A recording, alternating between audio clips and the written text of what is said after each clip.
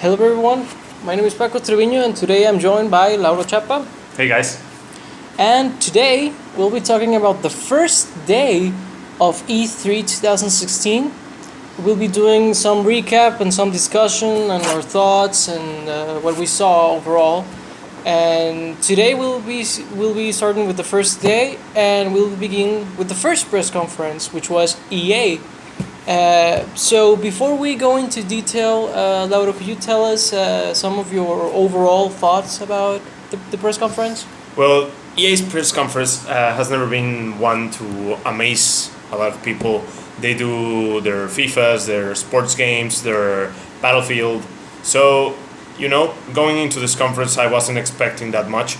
But I think we got something different. It wasn't something like game changing or something revolutionary, but I think we got decent games. Yeah, I agree with you. EA has never been one to really shake the ground. Nothing too visually stunning or anything. Mm-hmm. But overall, I think they can put up a good show. And today, that day I saw them with a bit of more grounded presentation. I don't know if you noticed, the theater was much smaller. Yeah. The videos were, at least in my opinion, not as flashy or anything. I felt that it was a little bit by the numbers, even to EA's standards. Mm-hmm. And honestly, maybe aside from Mass Effect, I was not too impressed with anything that they showed. I think Mass Effect is the one that people are going to remember and are probably more excited about. Because, Titanfall 2, Titanfall 1 wasn't... People were expecting a lot from that game. And I think, they maybe still have that excitement and want to see if Titanfall 2 has a success. And the new FIFA has a story mode, which it's different. I don't know if they want to make it into an RPG, but it's different. Yeah, that was very weird. Actually, the more they showed about it, the less I understood it. Uh-huh. Because when the guy came out and he started talking about his story, for a second there, I thought that he was an actual player. Okay. Granted, I know nothing about football, soccer. That has to be said. And they always bring out a player. Yeah, last year was who? Pele, right? Yeah. Yeah, so he came in, he started telling us he was going to become a famous soccer player, and I was like, what? and then they showed the video, and then I don't know if you can customize your character, your player, or what, or if it's just him. I'm guessing you can. It will be very weird, and I think it actually would be interesting if it was only him. Yeah, it would be... It would be a terrible decision. It would be interesting. Yeah, probably. But yeah, at least they're trying something new, right? Yeah. We always complain that FIFA is the same. Yeah. And they're finally doing something different. Mm-hmm. I applaud that, even if it's not too motivating. Mm-hmm. And they showed FIFA, they showed Madden. Actually, Madden they didn't show anything new for Madden. I think they didn't. The trailer or some gameplay. It was kind of the same. Yeah, every year. But actually, talking about the sports games, they did announce something very interesting, which is the sort of esports thing they're trying to push. Oh yeah, the little tournaments that they have, and they have the official best Madden player in the world and everything. I didn't know that was a thing. Me neither. I guess that's a good thing if the community is there and EA is helping it to grow. I think it's good. Yeah, me too. I agree with you. If the community likes it, more power to the people or whatever. But yeah, definitely.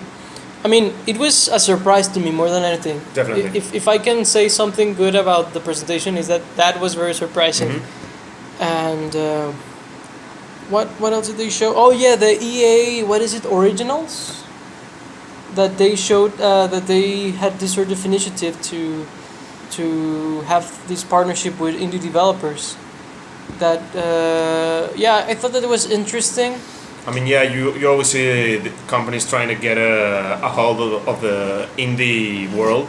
Nintendo with the indies and PlayStation pushing these indie games into their platforms. Yeah, they know that indies are like the future Yeah. of gaming, so they would be foolish to not embrace it. Hmm. But they are embracing it, and actually, some people on the internet were like, poor indie developers that go to EA instead of like Nintendo or Sony, like. But you know, There's a lot of them right now, so they cannot all go to Nintendo or Sony. right? Yeah, like or even Steam, like. Hmm. There's not enough space for all the developers Definitely. that are popping up, and very good developers. Yeah. What did you think about Battlefield 1 trailer?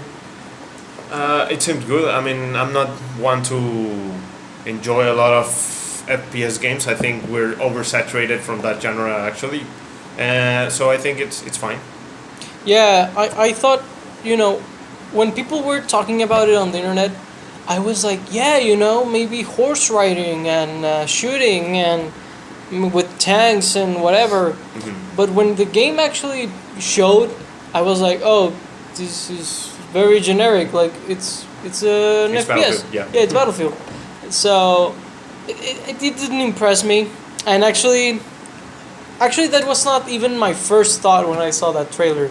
Was the incredibly huge lie that they had, like they were showing the trailer and it said something like in-game footage. I'm Yeah. like, it's not gonna look like that. it no other game from EA looks like that. It won't look like that. So to me that was like the first thing that popped to my mind, like, oh, you bastards, you liars. Yeah. So yeah, that was overall my impression of it, and definitely my big takeaway or the big news to me was Mass Effect. I think that if it lives up to what it's promising, it's going to be a very full game. Yeah, because people were left, kind of unsatisfied with the last Mass Effect, with the third installment. So if they can recapture that love that people had, it's good. Yeah, I mean they fixed it with DLC, but it was like, yeah, pay to see the good ending sort of Mhm. thing, or like the real ending. Yeah. So, I hope that this game lives up to what Mass Effect is, and not to what the internet remembers it Yeah, like of right course. now. So yeah, that was EA. Yeah. I think. I mean, it's so bare bones that we cannot even talk about Star Wars because they just showed like, Yeah. we're working on we're Star doing Wars. Star Wars, yeah. And there people was a guy we love drawing Star Wars yeah. and okay. and a guy drawing on a tablet, Yeah. like with those special pencils. So it was like, yeah, nothing about Thanks, Star guys. Wars. Huh. Yeah. Yeah. So yeah, let's go to Bethesda, which is the second presentation Of day one. from day one on E3, and actually, you know, like we said about EA, that the expectations are not very high because you know you're used to something. With Bethesda, to me, was the other way around. Last year Totally. was so incredible Yeah. with Fallout 4 and Doom and all these great games. This year, I feel like it wasn't really there for Bethesda. How do you feel It was- about it? Yeah, I felt finishing the conference. I was like, this is not what I Oh. expected it to be. It was weak. It was weak. The conference. The games look fine. I mean, a lot of DLC. Yeah, I'm looking forward for the next one because this one didn't move anything on me. Yeah, I mean, it's sad to say this, but the biggest news, at least to me, were like porting processes that existing games are having. Uh-huh. Like, oh, Skyrim on PS4 and Xbox One. Like, oh, that's cool. People that don't have it will experience it. Yeah. Even though it looks better on PC, but whatever. Then we have Fallout 4 coming to VR, which is very interesting to me because it's one of the most complex games that you could possibly bring to VR. Well, So- we didn't see anything, of course. Yeah, we didn't see anything. That's the problem. But you know, those two things to me are the biggest takeaway. A lot of people were very hyped for Quake. Okay. I personally am not. Like, yeah, it looks cool, but what will be new this time or Again, yeah, whatever? that's the important thing. Yeah.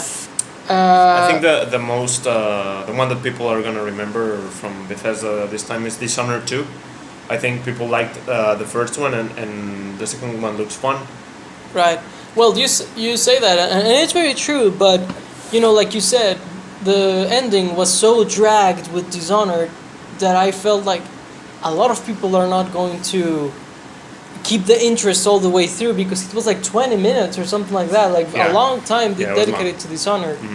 And like the game looks cool, but maybe it doesn't look cool enough. Like maybe the experience will be great, but maybe the presentation didn't do it any favors. So Dishonored looks great, but not on the floor was very great. I was not very pleased with how many sort of little spin-offs they're trying to pull. Okay. Like for example, the Shelter one for Fallout on Android and iOS. Yeah. Like it's a cool game. I played it, but I felt like they were centering a lot on that. Like Fallout with that. Like Fallout 4 was like, oh yeah, VR, but we also have this other game that you can experience and expand the brand and things like that. Yeah. And yeah, to me that was kind of like out of place. How do you feel about the game that they announced, Prey, which, if I'm not mistaken, is sort of a reboot of a franchise, something like that? Because there was like this game like a long time ago. I don't know if you ever heard about it, but I mean, from what I've heard, it's nothing like the original, and it actually had a sequel that's been cancelled now because of this announcement. Okay. So yeah, it was a very weird, like, psychological thriller. It looks like interesting, I guess. It's the word I would use. And with a lot of these games, I think you cannot judge it by some trailers or somebody else playing it. You have to experience it by yourself. So I think that with, I don't know, a demo or something, they can capture people more than just showing them.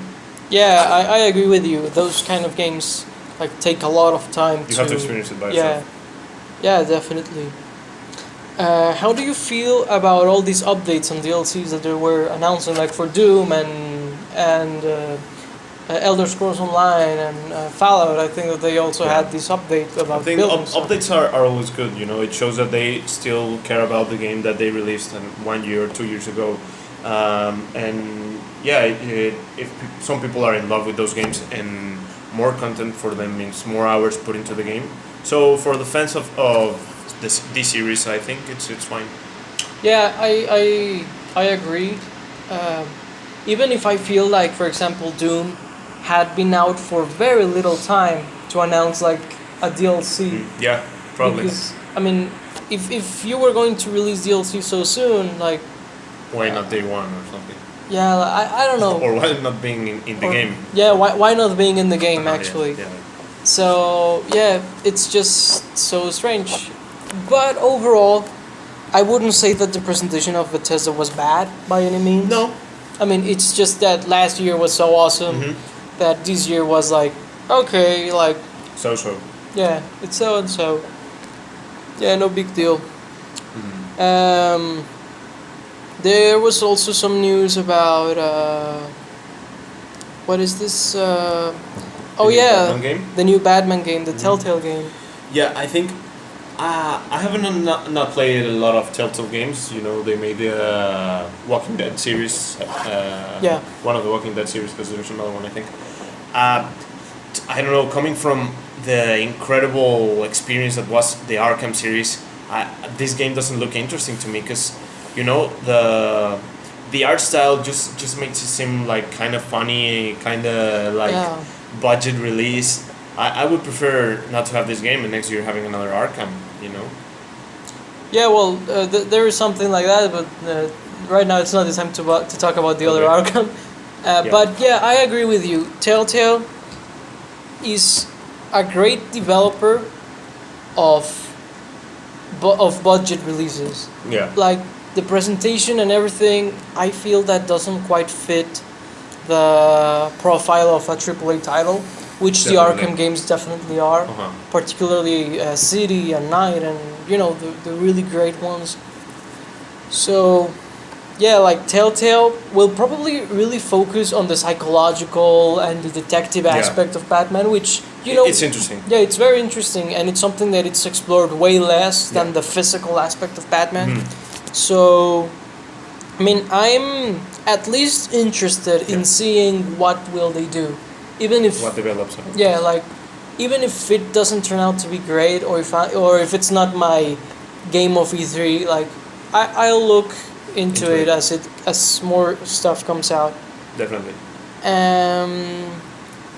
Overall, I think that this first day was probably the weakest day of all E3. Of the three, yeah. Yeah. Very It's little. also because it's not like the biggest companies, you know. Right, but for example, Bethesda was alone on Sunday last year. Yeah, and it was incredible. And it was way better Yeah. than these two combined. Like, Yeah. so You're right. much better. So yeah, overall, it was decent, but nothing that rocked our socks off or anything like that.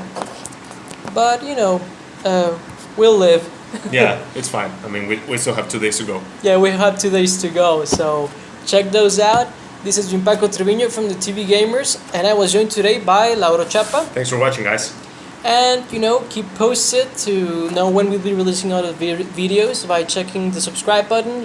Click that, and you'll know when you'll be up to what we do now. And we also are on Facebook and Twitter. If you are interested, you can keep up with whatever development we have on content for the channel and for the page. Until next time, bye-bye, guys.